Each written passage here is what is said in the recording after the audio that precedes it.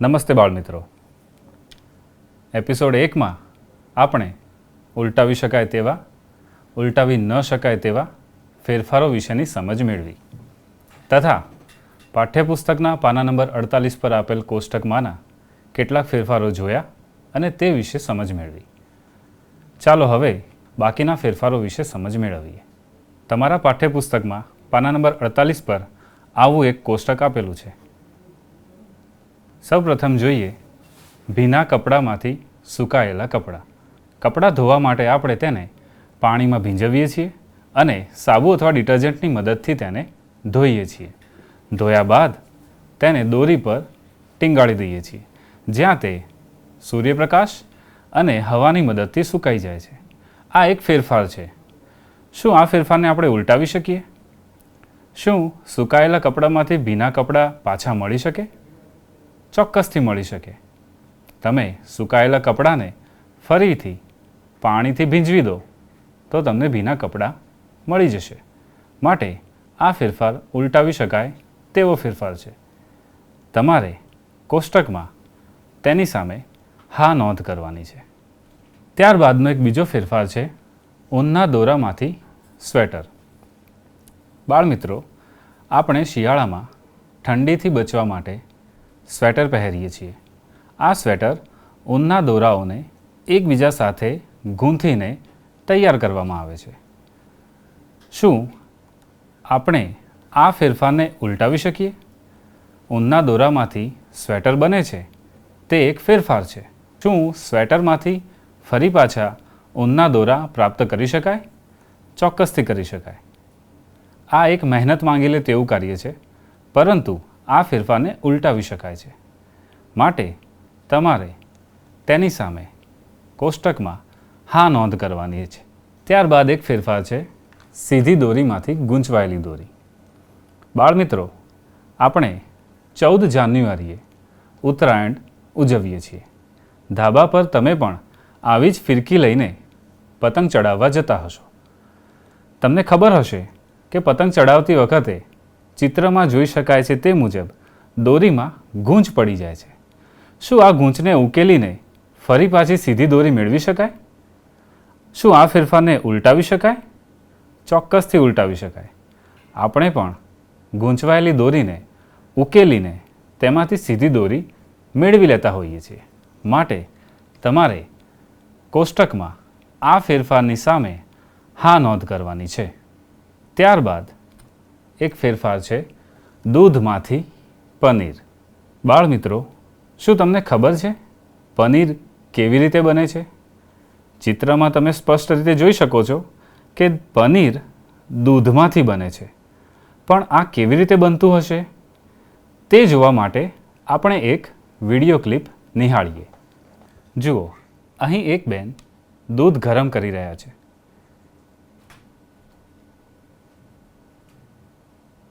સાથે સાથે તેઓ લીંબુ નીચોવીને તેનો રસ એકઠો કરી રહ્યા છે. દૂધ જ્યારે ઉકળી જાય ત્યારે તેમાં લીંબુનો રસ મેળવવામાં આવે છે, જેથી કરીને તમને અહીં દૂધમાંથી પનીર બનેલું જોવા મળે છે. હવે તેઓ તેને ગાળી રહ્યા છે. જો કેવું સરસ મજાનું પનીર અલગ દેખાય છે. જોયું બાળમિત્રો, દૂધમાંથી પનીર કેવી રીતે બને છે? મિત્રો, આ એ જ પનીર છે કે જે તમે હોટેલમાં પનીર ભુરજી, પનીર બટર મસાલા વગેરે સબ્જી તરીકે ઓર્ડર કરો છો. ચાલો હવે એક વધુ ફેરફાર જોઈએ. દૂધમાંથી પનીર બનવું એક ફેરફાર છે. શું આ ફેરફારને ઉલટાવી શકાય? શું પનીરમાંથી પાછું દૂધ મેળવી શકાય? ના, આ ફેરફારને ઉલટાવી શકાતો નથી. માટે કોષ્ટકમાં તમારે આ ફેરફારની સામે ના નોંધ કરવાની છે. ત્યારબાદ વધુ એક ફેરફાર જોઈએ. ગાયના છાણમાંથી બાયોગેસ. બાળમિત્રો, ગાયના છાણમાંથી બાયોગેસ મેળવવામાં આવે છે. પણ આ કેવી રીતે બનતો હશે? શું તમને ખબર છે? ચાલો આ માટે એક વિડીયો જોઈએ. બાયોગેસ પ્લાન્ટમાં એક મોટા લોખંડના ટાંકાને આવી રીતે ગોઠવવામાં આવે છે, જેમાં ગાયના છાણને પાણી સાથે મિશ્ર કરીને ખાડાની અંદર દાખલ કરવામાં આવે છે. ખાડામાં ગાયનું છાણ કહોવાતા તેમાંથી મિથેન વાયુ બને છે, જે આ ટાંકામાં ભરાય છે અને આ પાઇપની મદદથી તેને આપણે ઉપયોગમાં લઈ શકીએ છીએ. અહીં આ ગેસ જનરેટરમાં જઈ રહ્યો છે, જેની મદદથી વિદ્યુત ઉર્જા ઉત્પન્ન થાય છે. જોયું ને બાયોગેસ કેવી રીતે બને છે? તો બાળમિત્રો, શું આ ફેરફારને આપણે ઉલટાવી શકીએ? શું બાયોગેસમાંથી ફરી પાછું ગાયનું છાણ મેળવી શકીએ?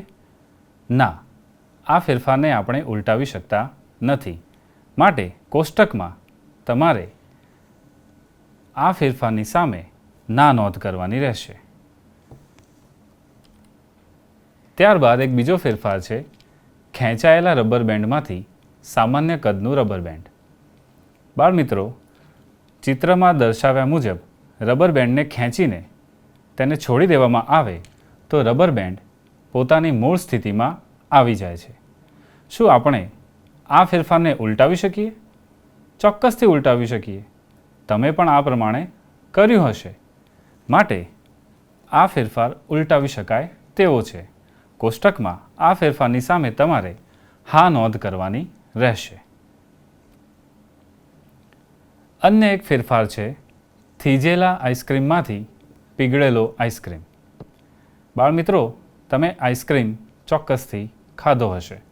ઘણીવાર આઈસ્ક્રીમ ખાવાનું ભૂલાઈ જાય તો લાંબા સમય પછી તે પીગળી જાય છે. શું આપણે આ પીગળેલા આઈસ્ક્રીમમાંથી થીજેલો આઈસ્ક્રીમ પરત મેળવી શકીએ? મેળવી શકીએ. આપણે પીગળેલા આઈસ્ક્રીમને ફ્રીજની અંદર ડીપ ફ્રીજમાં મૂકી દઈએ તો થોડા સમય બાદ તે ફરી પાછો થીજી જાય છે. પરંતુ હતો તેઓને તેઓ પરત મળતો નથી, કારણ કે આઈસ્ક્રીમ એ પ્રવાહી અને વાયુનું મિશ્રણ છે. આઈસ્ક્રીમ પીગળી જાય ત્યારે તેમાંથી વાયુ છૂટો પડી જાય છે. માટે તે હતો તેવો પહેલાં જેવો મળતો નથી, પરંતુ ચોક્કસથી તેને થીજવી શકાય છે. માટે આ ફેરફારને ઉલટાવી શકાય છે. કોષ્ટકમાં તમારે આ ફેરફારની સામે હા નોંધ કરવાની રહેશે. જોયું બાળમિત્રો? કોષ્ટકમાં આપેલા ફેરફારો ઉલટાવી શકાય તેવા અને ઉલટાવી શકાય નહીં તે પ્રમાણે આપણે વર્ગીકરણ કર્યું. શું આ સિવાય ફેરફાર કરવા માટેની કોઈ અન્ય રીતો હોઈ શકે? ફેરફાર કરવા માટે પદાર્થને ગરમ કરવામાં આવે છે અથવા તો તેમાં કોઈક અન્ય મિશ્રણને ઉમેરવામાં આવે છે. ફેરફાર કરવાની અન્ય રીતો માટે આપણે એક અન્ય વિડીયો ક્લિપ જોઈએ. ધ્યાનથી જુઓ બાળમિત્રો. અહીં કેટલાક કારીગરો લાકડાના પૈડા પર કે જે બળદગાડા અને ઘોડાગાડીમાં વપરાય છે તેની પર ધાતુની વાટ ચડાવી રહ્યા છે. ધાતુની વાટનો ઘેરાવો લાકડાના પૈડાના ઘેરાવા કરતાં સહેજ નાનો લેવામાં આવે છે. પછી ધાતુની વાટને ગરમ કરવામાં આવે છે, જેથી તેનું કદ વધી જાય છે અને તેને આ રીતે લાકડાના પૈડા પર ચડાવી દેવામાં આવે છે. ત્યારબાદ તેને પાણી નાખીને ઠંડી કરતાં તે લાકડાના પૈડા પર ચુસ્ત રીતે બંધ બેસતી ફિટ થઈ જાય છે. જુઓ, અહીં ધાતુની વાટ લાકડા પર બંધ બેસતી આવી જાય છે. હવે એક કારીગર તેની પર પાણી નાખીને તેને ઠંડી કરી રહ્યો છે.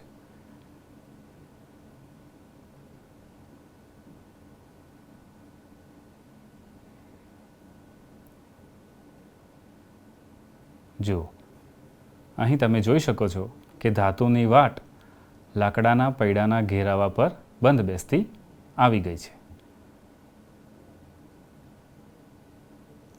તો બાળમિત્રો, તમે જોયું કે ધાતુઓને ગરમ કરવાથી તેમનું કદ વધે છે.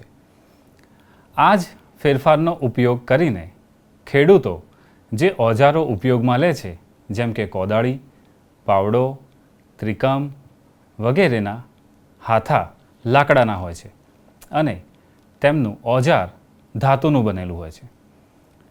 ધાતુના ઓજારની અંદર એક વલય આવેલું હોય છે, જેની અંદર લાકડાનો હાથો ફિટ કરવામાં આવે છે. આ વલયને લાલચોળ ગરમ કરવાથી તેનું કદ વધી જાય છે, જેથી લાકડાનો હાથો તેમાં બંધ બેસતો આવી જાય છે. પછી ઓજારના વલયને ઠંડુ પાડતા તે લાકડાના હાથા પર ચુસ્ત રીતે બંધ બેસતું આવી જાય છે. તો આ જ ફેરફારનો ઉપયોગ કરીને ઓજારોના લાકડાના હાથા બનાવવામાં આવતા હોય છે. તો બાળમિત્રો, ગરમ કરવાથી પદાર્થમાં ફેરફાર થાય છે તે બાબત તમે અગાઉ પ્રકરણ 5માં પ્રવૃત્તિ 7માં પાણીને ગરમ કરીને તેની વરાળ બનાવવાની અને વરાળને ઠંડી પાડતા ફરી પાછું તેમાંથી પાણી મેળવવામાં આવે છે તે પ્રવૃત્તિ કરી હશે. આ પણ ઉલટાવી શકાય તેવો ફેરફાર છે.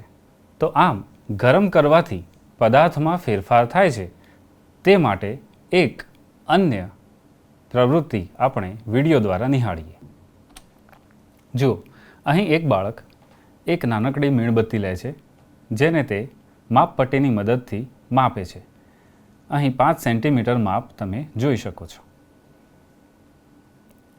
હવે બાળક આ મીણબત્તીને સળગાવે છે.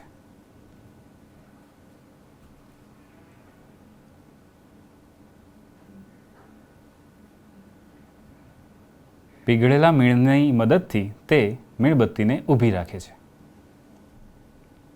થોડાક સમય સુધી મીણબત્તીને સળગવા દેવામાં આવે છે.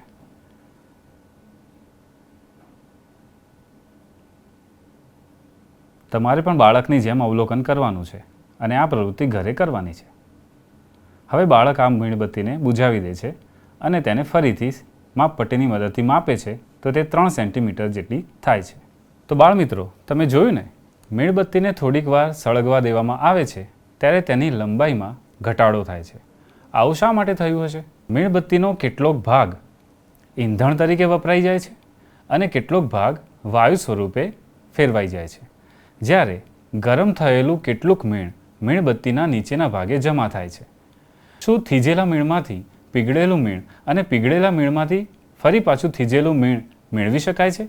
હા, એ મેળવી શકાય છે. પણ શું આપણે મીણબત્તીને ફરી પાછી હતી તે જ સ્વરૂપે 5 સેન્ટીમીટરના માપમાં મેળવી શકીશું? ના, આ ફેરફાર ઉલટાવી શકાય તેમ નથી. તો બાળમિત્રો, શું તમે અગરબત્તી વિશે આવો ફેરફાર વિચારી શકો છો? એક વિડીયો દ્વારા આ પ્રવૃત્તિ જોઈએ. અહીં એક બાળક અગરબત્તી સળગાવી રહ્યો છે.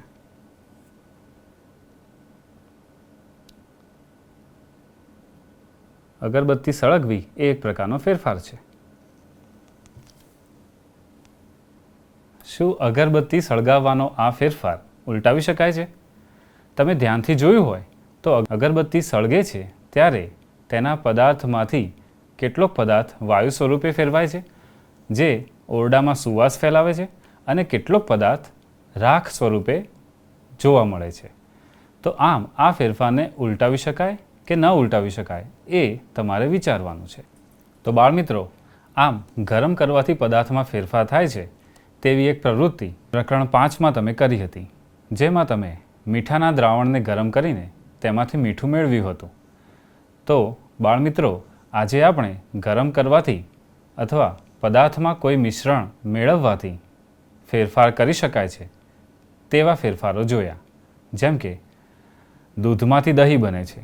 દૂધમાંથી દહીં બનાવવા માટે તેમાં થોડુંક મેળવવું પડે છે. પછી દૂધને હૂંફાળી ગરમ જગ્યાએ મૂકી દેવામાં આવે છે તો તેમાં આપમેળે દહીં બની જાય છે. આ એક ફેરફાર છે. શું આ ફેરફારને ઉલટાવી શકાય? એ વિશે તમારે વિચારવાનું છે. બાળમિત્રો, તમારે પણ તમારી આસપાસ થતા ફેરફારો ઉલટાવી શકાય છે કે નથી ઉલટાવી શકાતા તે વિશે વિચારવાનું છે, નોંધવાનું છે અને તેના કારણો નોંધવાના છે. તો આમ આજે આપણે ઉલટાવી શકાય તેવા, ઉલટાવી શકાય નહીં તેવા અને ફેરફાર કરવા માટેની અન્ય રીતો વિશે શીખ્યા. આભાર.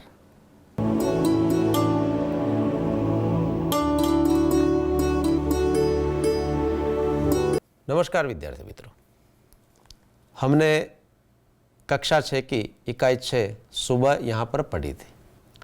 इसके साथ साथ एक और भी बात है जो भी हमें इस इकाई से सीखनी है. तो देखिए, यह बहुत ही महत्वपूर्ण बात है कि हमें रेशमा जैसे बच्चों के साथ कैसा व्यवहार करना चाहिए. हमें रेशमा जैसे बच्चों के साथ कैसा व्यवहार करना चाहिए. आप भी स्कूल में पढ़ते हैं और आपके स्कूल में भी शायद ऐसे कोई दिव्यांग व्यक्ति हो सकते हैं. रेशमा के पैर बेजान थे. कोई ऐसा भी व्यक्ति हो सकता है जो सुन नहीं सकता, देख नहीं सकता, बोल नहीं सकता, या इसके अलावा भी कोई शारीरिक बीमारी उसे हो सकती है. और अगर ऐसा कोई साथी, ऐसा कोई विद्यार्थी आपके स्कूल में पढ़ता है तो आप उसके साथ कैसा व्यवहार करेंगे? क्या आप उससे मित्रता करेंगे? क्या आप उसके काम में सहायता करेंगे?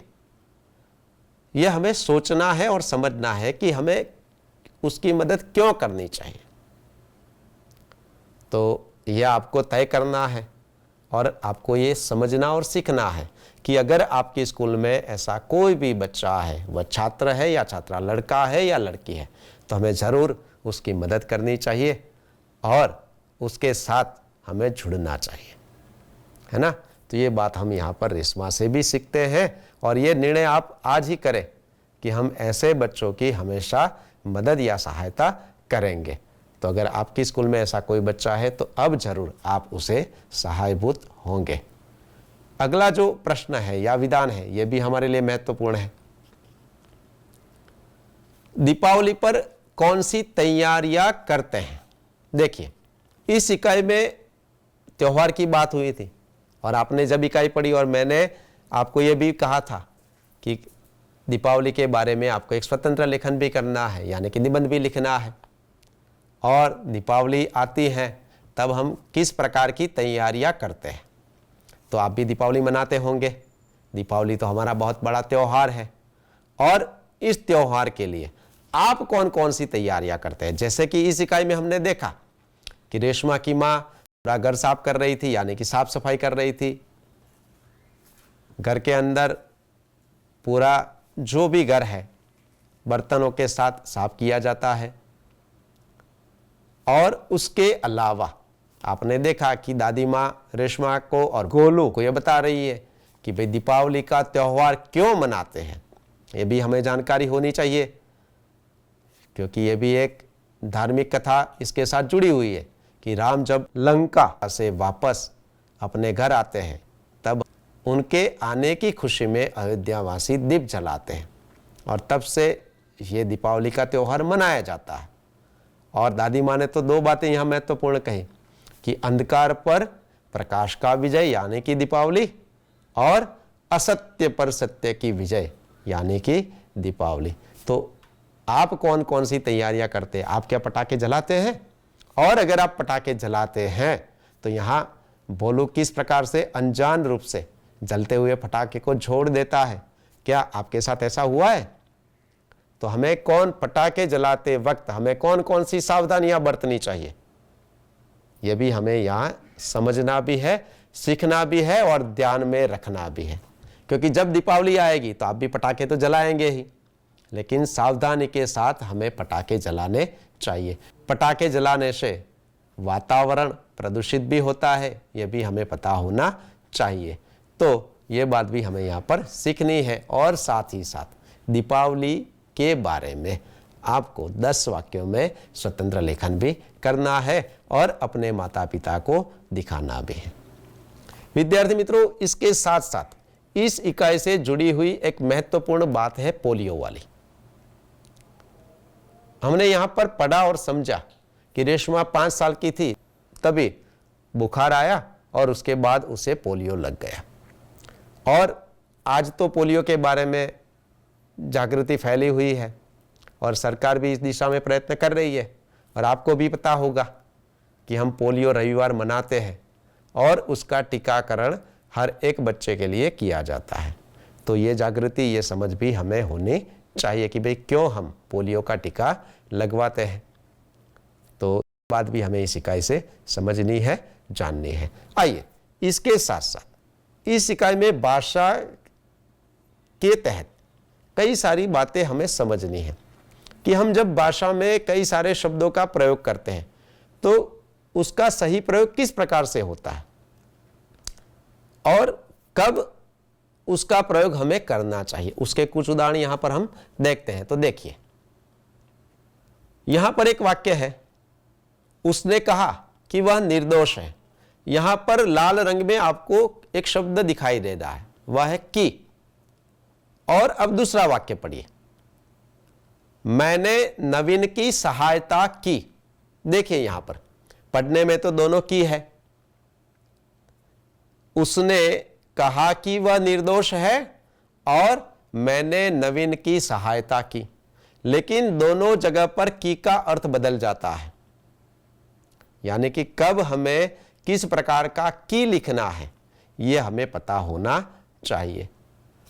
उसने कहा कि, यानी गुजराती में अगर हम समझना चाहते तो एणे कहूं के, यहां पर की का अर्थ होता है गुजराती का के, और दूसरा जो विधान है उसमें है मैंने नवीन की, और यहां पर की का अर्थ होता है नी। समझ सकते हैं ना, दोनों की भिन्न भिन्न रूप से लिखी गई है और उसका अर्थ भी भिन्न भिन्न होता है। यानी कि हम अगर जब लिखते हैं तो ऊपर वाली की जगह पर इस प्रकार से नीचे जो की लिखी गई है लिख देते हैं तो उसका अर्थ बदल जाता है। तो हमें यह भी ध्यान में रखना है कि हमें कौन से वक्त कौन सी की का प्रयोग या कौन से शब्द का प्रयोग करना है। यहां पर इसका एक और उदाहरण भी आप देख सकते हैं।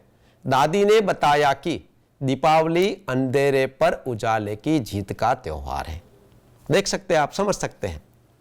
और ये जो की है एक इस प्रकार का शब्दांश है जो दो वाक्यों को जोड़ता है। और ऐसे तो भाषा में कई सारे शब्दांशों का प्रयोग होता है जो वाक्य या वाक्यांशों को जोड़ते हैं। तो उसमें से आपने यहां पर की के बारे में जाना। इसी प्रकार से दूसरा ऐसा एक शब्द है, उसके बारे में जानते हैं।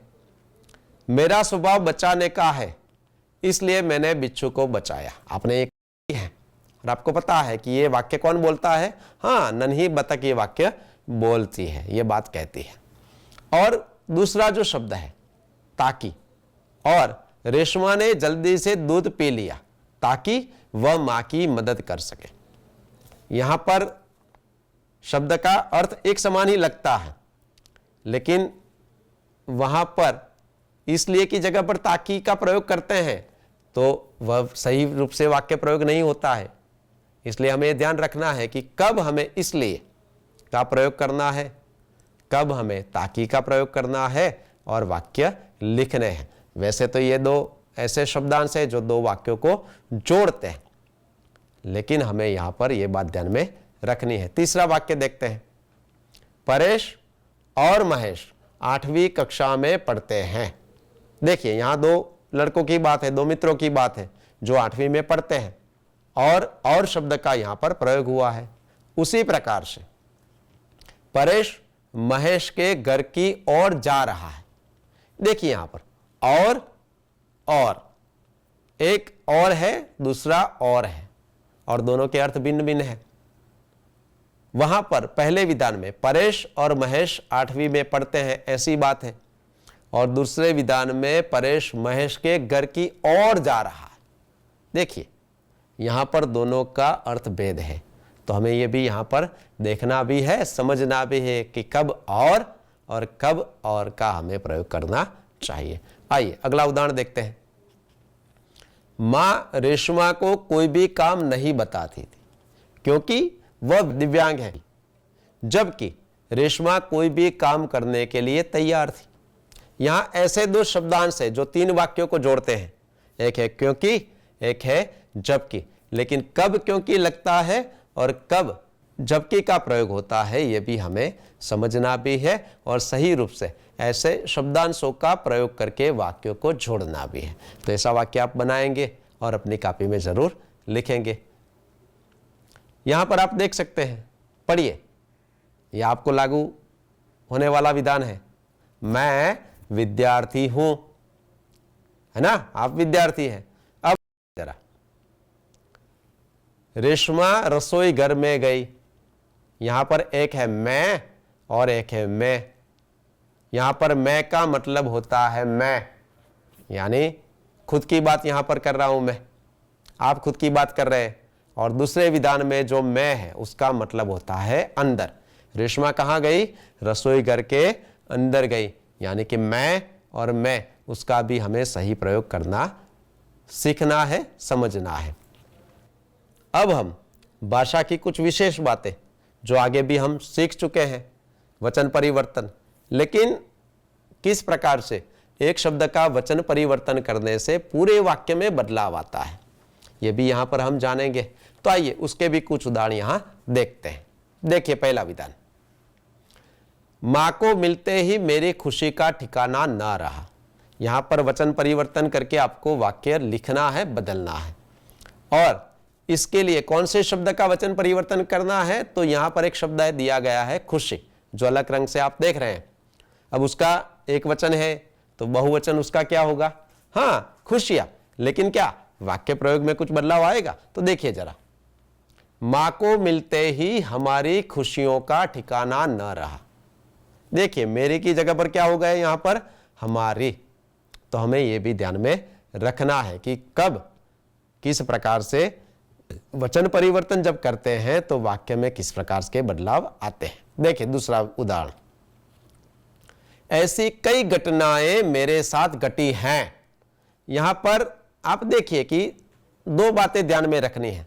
एक है घटनाएं, यानी कि बहुवचन है, और अंत में हैं।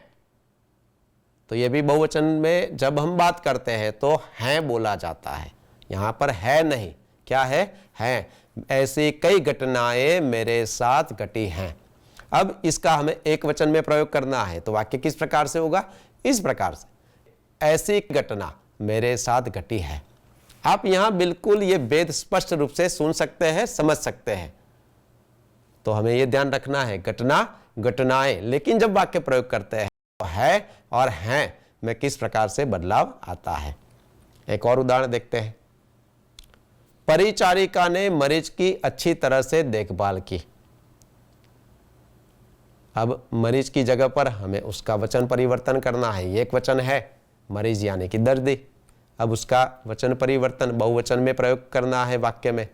तो परिचारिका ने मरीजों की अच्छी तरह से देखभाल की। देखिए यहां पर वाक्य में और कोई बदलाव नहीं होता, मरीज की जगह पर सिर्फ मरीजों एक वचन का बहुवचन होता है। यहां पर भी दो बातें महत्वपूर्ण हैं, मैंने और देखा। और इसका प्रयोग हम इस प्रकार से करते हैं, जब वचन परिवर्तन करते हैं तब रात को हमने सुंदर सपने देखे। यहां पर मैंने की जगह पर हमने, एक वचन का बहुवचन, और देखा की जगह पर क्या होगा? देखें। तो जब आप इस प्रकार से वचन परिवर्तन करके शब्दों का वाक्य प्रयोग करते हैं तो ये बातें भी हमें ध्यान में रखनी है। विद्यार्थी मित्रों, यहाँ पर हमने इस इकाई से जुड़ी हुई कई सारी बातें जानी और साथ ही साथ भाषा से जुड़ी हुई कई सारी विशेष बातों की जानकारी भी प्राप्त की। अब आपको इस जानकारी के जरिए ये जो पूरा अभ्यास और स्वाध्याय दिया गया है अपनी कॉपी में लिखना है और अपने माता पिता को दिखाना है। और भिन्न भिन्न शब्दों का प्रयोग करके जब आप वाक्य या वाक्यांश को जोड़ते हैं, ऐसा अभ्यास आपको करना है। और इसके लिए किताब में देखकर ऐसे वाक्य कहाँ कहाँ पर दिए गए हैं यह भी आपको देखना है और अपनी कॉपी में लिखने हैं। धन्यवाद।